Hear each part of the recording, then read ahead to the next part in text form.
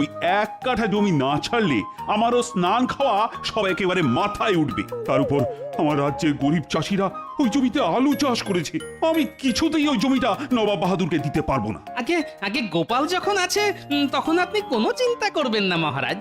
দরকার হলে আমি আমি নবাব বাহাদুরের পায়ে ধরবো, ওনাকে বোঝাবো, কিছু না কিছু একটা ব্যবস্থা আমি করবই মহারাজ।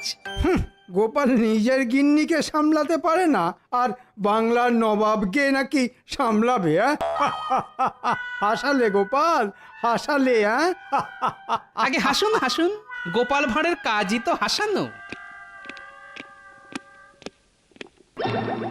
মহারাজের জয় হোক। নবাব বাহাদুর আপনার জন্য এই চিঠিটা পাঠিয়েছেন। হ্যাঁ, নবাব বাহাদুর? আরে এই মন্ত্রী, চিঠিতে কি লেখা আছে পড়ে ফেলো না। আগে এখনই পড়ছি মহারাজ।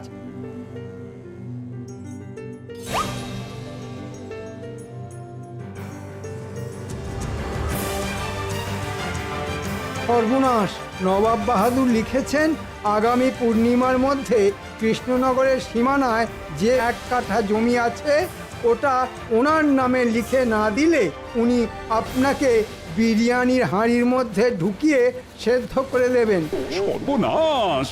যেটার ভয় পাচ্ছিলাম সেটাই হলো দেখছি। এই এবার কি হবে গো?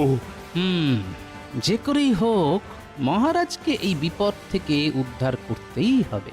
মহারাজ খুশি হলে আমার ট্যাগ আবার ভরে যাবে। মহারাজ খুশি, গিন্নিও খুশি, আর